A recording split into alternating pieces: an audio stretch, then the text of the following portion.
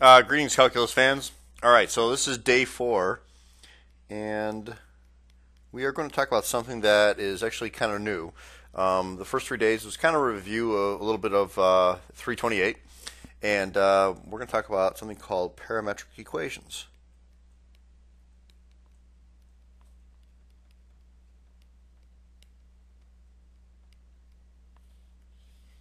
Okay, and the first thing I want to talk about is a relation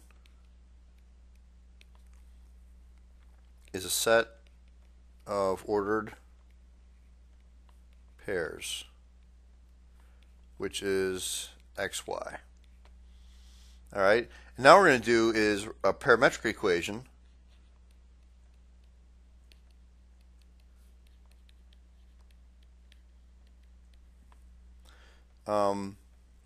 we're going to have x and y are functions of a third variable,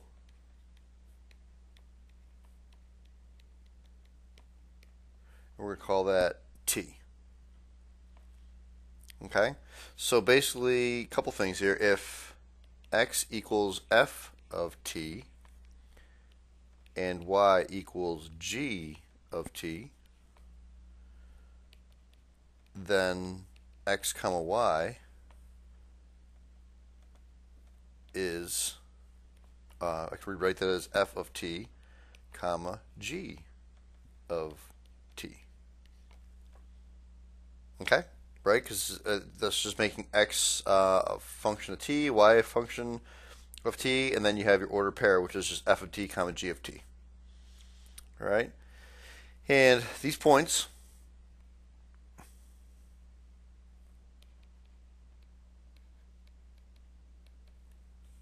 over an interval of t values. So these points over an interval of t values will produce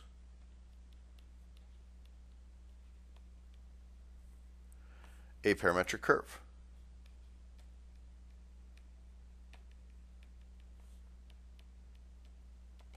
Okay? And basically the equations are called parametric equations.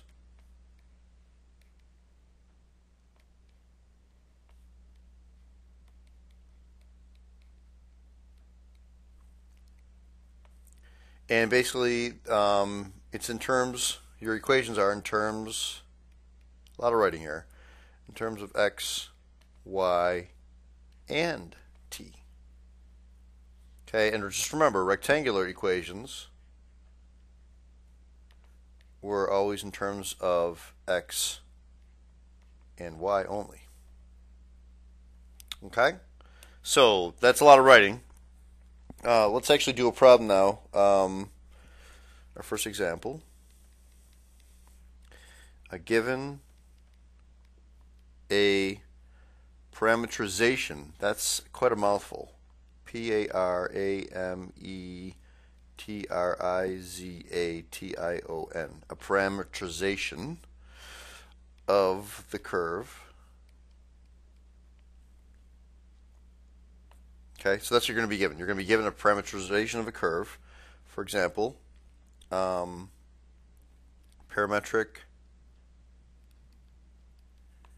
equations and intervals. You're going to say x equals 3 cosine of t and y equals 3 sine of t. And I'm going to tell you t is going to be between 0 and 2 pi. Okay, so this is what's going to be given here when you're going to basically graph this. All right, you're going to be given a function in terms of t of x and y, and you're going to be given the interval of t. Okay, so what I'm going to ask you guys to do now is graph it. All right, so really the key here, math fans, is you're going to plot points to see what it's going to look like. All right, so I'm going to make three columns, t, x, and y. Alright, and t is between 0 and 2 pi, so I'm going to pick 0, pi over 4, pi over 2, pi, 3 pi over 2, and 2 pi. Okay, I basically picked all the quadrantals, but I wanted to pick a pi over 4 just to see what's going to happen a little bit between 0 and pi over 2. So this is just plugging it into, let's try x first. It's basically cosine of 0 is 1 times 3 is 3. Okay, cosine of pi over 4 is root 2 over 2 times 3. And again, it's approximately 2. So I'm just going to put approximately 2. And then let me just fill the rest of it in. This is going to be 0, negative 3, 0, and 3. Okay, same thing with y. When I plug y into here, 3 times sine of 0 is 0. And this next one's going to be approximately 2. This is going to be 3, 0, negative 3, and 0. So this is the deal, math fans. This is my initial point, which is t is equal to 0. And this is my terminal point, which is t is equal to 2 pi. Alright, so if I graph this, there are a couple things I'm going to be looking for. First of all, you're going to have to identify the initial and terminal point in the graph, and you're going to have to also identify a direction, okay, with an arrow. Please remember this, okay? You're going to see this on the quiz and the test. It's part of the deal. You've got to give me all that information. So let's draw a nice graph here. Okay, and we're going to plot x and y points. Okay, the t is just our interval, but truly we're going to be graphing on x and y. So we're going to get 1, 2, 3, 1, 2, 3, 1, 2, 3, and 1, 2, 3. Okay, so we're going to get 3 comma zeros here, and then approximately 2 comma 2, so it's about right here, and then 0, 3, and negative 3, 0, and 0, negative 3, and then back to that point there, 3 comma 0. So this is what our graph is going to look like. It's going to look like this, roughly. Alright, so this is what I want you to identify. This actually is your initial and terminal point. And your direction is this. Okay? So again, these math fans are required, this guy and this guy. It's required whenever you do a parametric graph. Okay, you got to tell me the direction, you got to tell me the initial and the terminal point. All right, let's do this on our graphing calculator now, because I want to show you it's probably one of the most handy things on your graphing calculator. So I'm going to pull up the virtual TI here, and what we're going to do is first of all, let's go to mode. So you're going to hit the mode key, and see I have function underneath radian and degree. You have function. Well, we're going to go to parametric. So we're going to cursor over here. Oops. Cursor down. And cursor over to parametric and hit enter. Okay? So now we're in parametric, and let's also go, and we're in radians. So basically be in radians and parametric because we're going to be graphing the trig functions. Okay? So radians and parametric, of course, because our t is between 0 and 2 pi, you know it's in radian mode, right? Alright, so let's go to, before we even do anything, let's set our window. So we're going to do, hit the window button. And we're going to have our Tmin is 0, and our Tmax is already set there. But what you really need, if it's not, you're just going to put, you could even put 2 pi. You can type it, oops, 2 second, so 2 pi. And if you hit enter, it converts it automatically to decimal. Alright? And the step, we're going to change that to 0.1. If you guys remember back in the day, the closer you make that value to 0, like the t step is 0.1, it's gonna be that much of a resolution. Okay, if you make it t is equal to 1, it's gonna be a really choppy curve. We did that when we did polar. So, and of course, if you do t is equal to 0.01, it's just gonna take a long time to graph it. So you kind of have to have a happy median in between, some values, and 0.1 is usually a pretty good one, especially when we're between 0 and 2 pi. Okay. All right. So now let's hit y equals.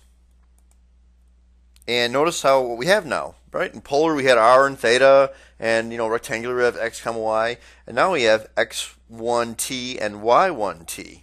So now we have now we're in parametric mode.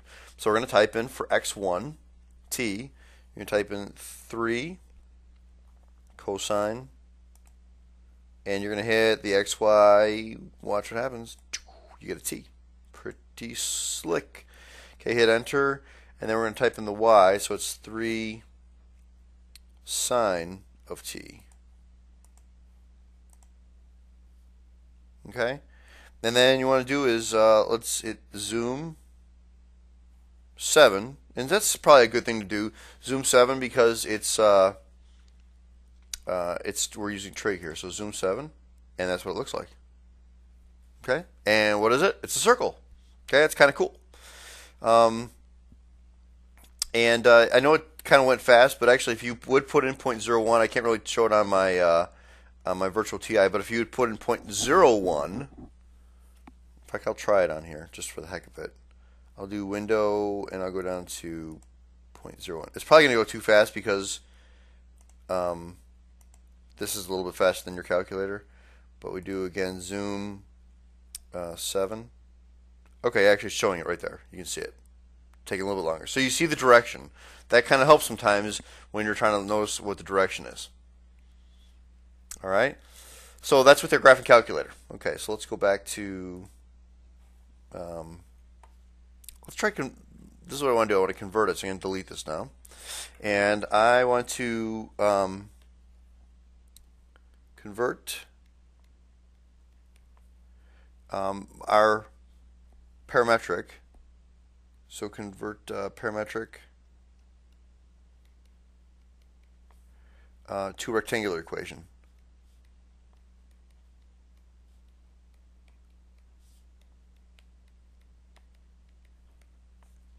So basically what you're just going to have x and y.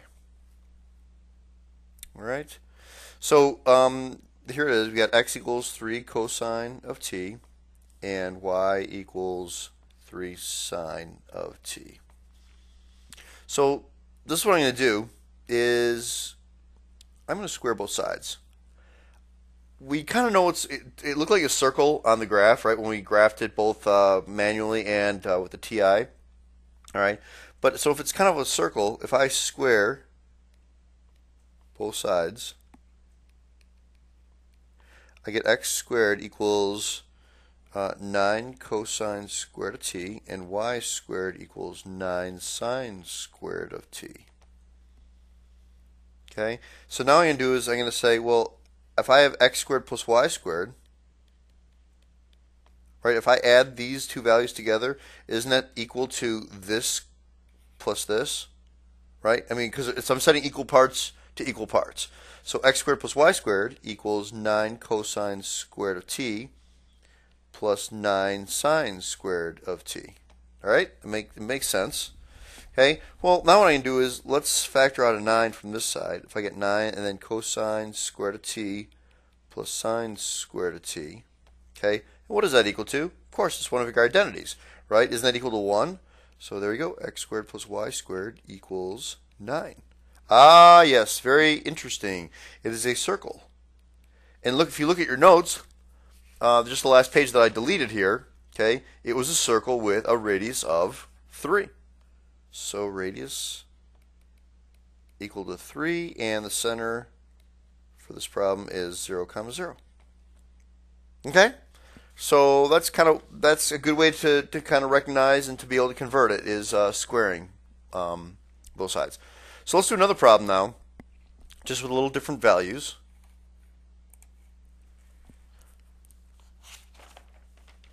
Okay, I have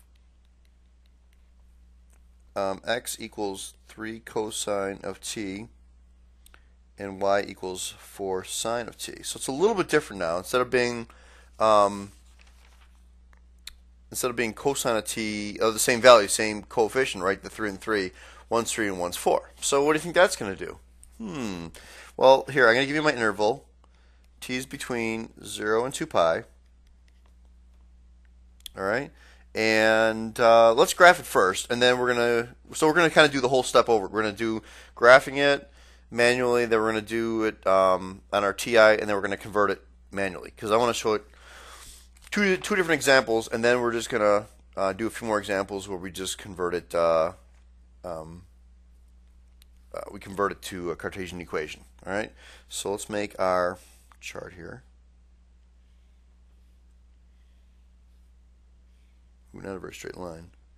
So t, x, and y. Okay, so we're going to do 0, pi over 4, pi over 2, pi, make this a little longer here, 3 pi over 2, and 2 pi. So we're going to have 3, it's about 2, approximately 2, 0, -3, 0, and 3. And this is 0, approximately 3, 4, 0, -4, and 0. Okay? So if I graph this thing,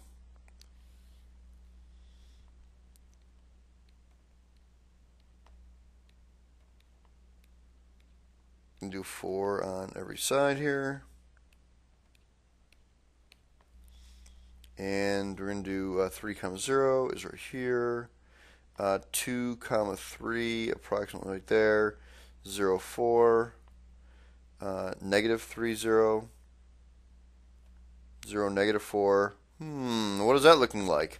Okay, of course. Well, first of all, we're starting at 3, 0. So, and we're ending at 3, 0. So this point right here is going to be our initial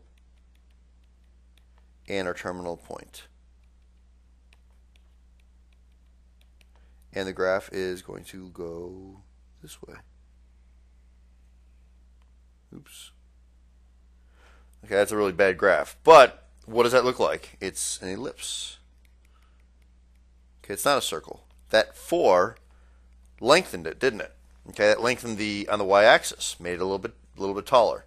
All right, that's a really bad ellipse, but that's kind of what it is. And of course, what do you need? Let's even do this in red. You guys need a direction. Okay, so those, again, this guy's required and this guy's required. Don't forget that. All right, let's go on our graphic calculator,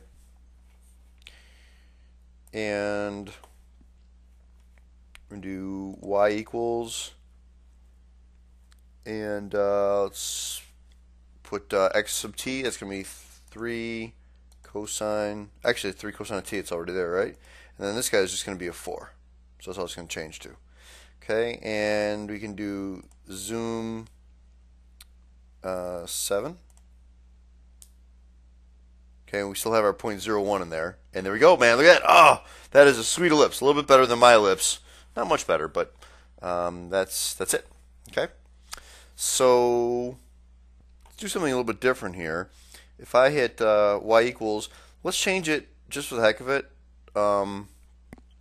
to 3 sine of t. I just want to do that. And then this guy here is going to be 4 cosine of t. What is that going to do to the problem? Okay, so let's graph it and see what happens. Ah, very interesting. It's actually changing the direction, isn't it? Okay, so it looks like our initial and terminal point is now at a 0, 4. Okay, so it kind of changes things because we're starting out at a different spot. Okay, we're starting out at 0, 4 because, again, just because we changed those values of sines and cosines. Okay, so it all depends on, what that is. That's why it's important to draw. If you're having to do it by hand, draw a nice t-chart and you get your values. If you're doing it with a calculator, again, maybe make your value of t.01 to kind of see a lot more things. All right, not bad.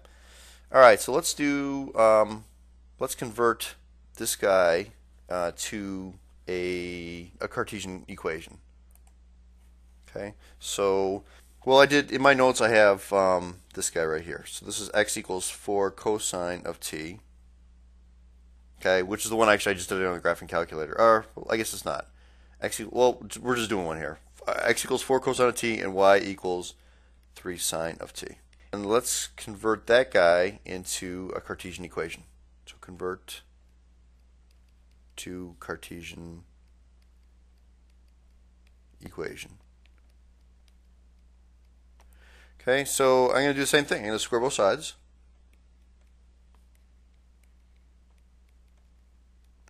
So you get x squared equals 16 cosine squared of t, and y squared equals 9 sine squared of t.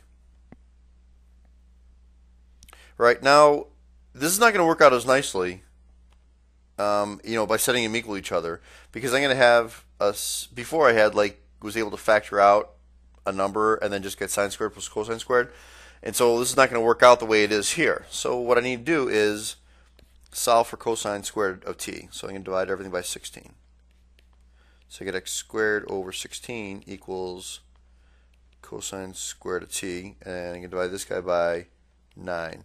So I get y squared over 9 is equal to sine squared of t. Now I can set those equal to each other. So x squared over 16 plus y squared over 9 equals cosine squared of t plus sine squared of t. Sweet! So you guys agree this is equal to 1? So that's my equation. X squared over 16 plus y squared over 9 equals 1. That's standard form for an ellipse. Just kind of a couple of notes here that the length, this is the major axis, right? The length of the major axis equals 2 times the square root of that, right? So it's 2 times 4, which is 8. And this guy down here, the length of the minor axis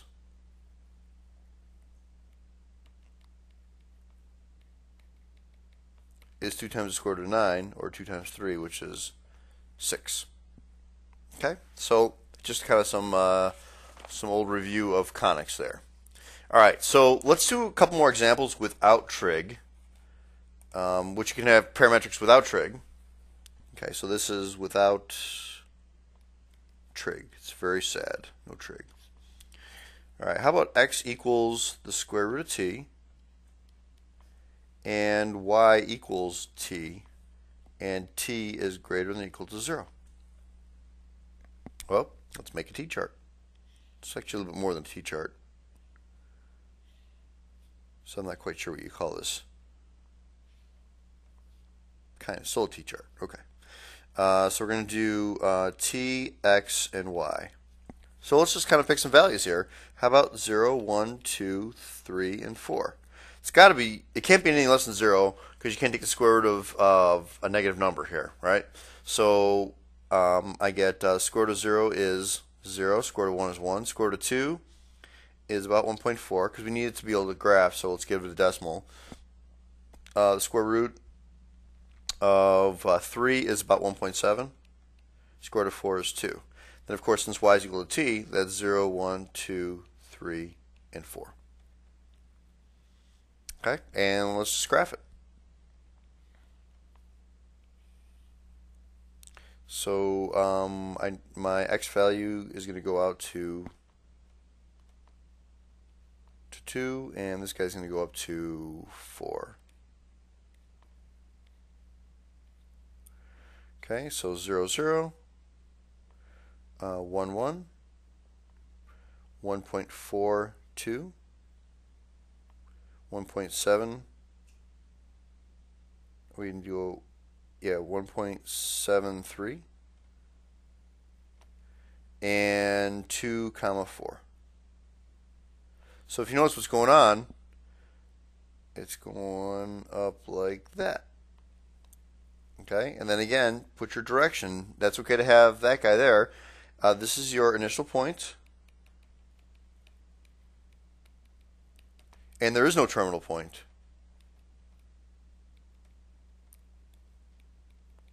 because t is just greater than or equal to 0. It keeps going. Okay, so again, here it is. I got my direction, and I told you my initial point, and well, in this case here, there's no terminal point. Okay, let's convert this to a Cartesian equation. Okay, basically what you're going to do is you're just going to substitute. So see how it says x equals square root of t and y equals t? I'm literally going to plug in, if y is equal to t, can I just say x equals square root of y? Right? And if I want to solve for y, which is usually the way I want to look at it here, is I square both sides, and I get y is equal to x squared. But it's not 100% correct, because look at the graph. Isn't that part of a parabola, math fans? Okay, it's quadratic, right? It's part of a parabola. So this is your equation here, but x has to be greater than 0. So this is your total answer. Okay, because it's restricted. It's restricted by what x was.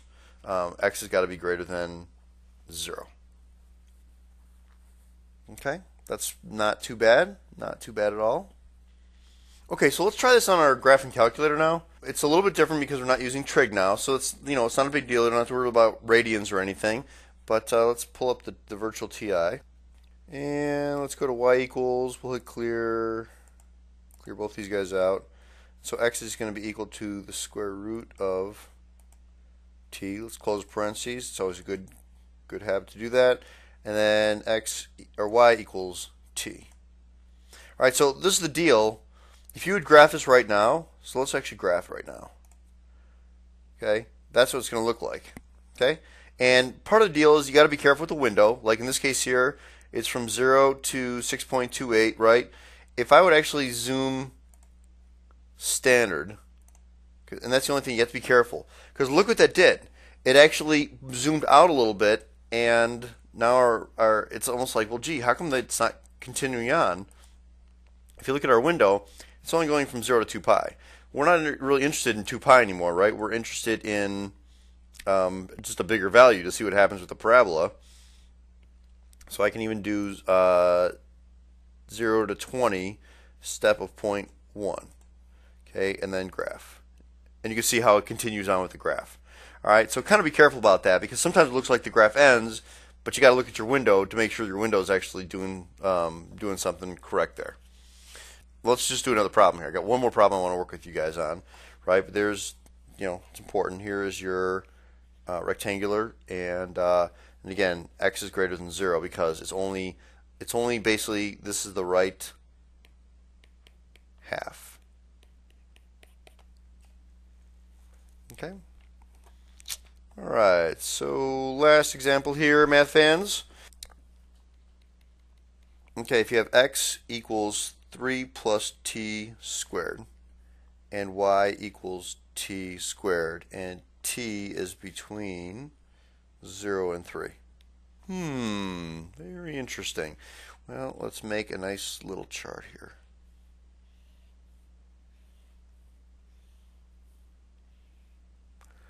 So this is t, x, and y. So, are there any restrictions? No restrictions here. I mean, for x and y to be not defined. But of course, t is between 0 and 3. So let's pick 0, 1, 2, and 3. Sounds like a good plan. Okay, and when I plug that in for x, I get 3, 4, 7, and 12. When I plug it in and then I get y, I get 0, 1, 4, and 9. Okay, so I'm going to kind of make this graph a little bit bigger here. And just so we can have 12. 1, 2, 3, 4, 5, 6, 7, 8, 9, 10, 11, 12. And 1, 2, 3, 4, 5, 6, 7, 8, 9, 10, 11, 12. We only need to go up to 9 there, but that's okay. All right, so 3, 0. I'm going to do this in red so you can see a little bit easier. 3, 0, 4, 1, 7, 4, 7, 4 is about here. And 12, comma 9. So 12, comma 9 is about here. So, and notice, so it's basically it's a line, right? So this is what we have.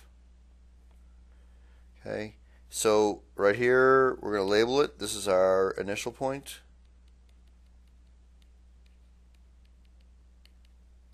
Right there. And this guy right here is our terminal point. And our direction is right there, going that way. Okay? That's what you need. So again, I'm going to highlight. You need to have that, you need to have that, and you need to have that. Of course, you have to have the graph in there too. Makes sense, right? All right, let's really quickly convert this guy. This is pretty easy. Y is equal to t squared, right? So let's substitute that guy is into t squared, right? So it's x equals 3 plus y. Makes sense? So my equation is y equals x minus 3. And if you look at this graph, this is an equation of x equals y minus 3. What's the slope? The slope is up 1 over 1. Up 1, right? This slope is, the slope is 1. And there it is. Slope is 1 in the equation. And of course, if I keep going down this way, you would hit -1, 2, and you'd hit -3. Okay, that's what your y-intercepts are. But this is your Cartesian equation. And this is, the other ones were parabolas. This one is a line. All right, that's it, math fans, for day 4. Not too bad. Parametrics are pretty easy. Though tomorrow I'm going to show you guys really a good application of a parametric. Because right now you're kind of like, well, you know, how is this really a big deal? I'm going to show you some pretty cool ways of doing things with parametrics. And so it's actually tomorrow is a good day, and even the following day you're going to see some good applications. Okay? That's it, math fans. Have a great day. Goodbye.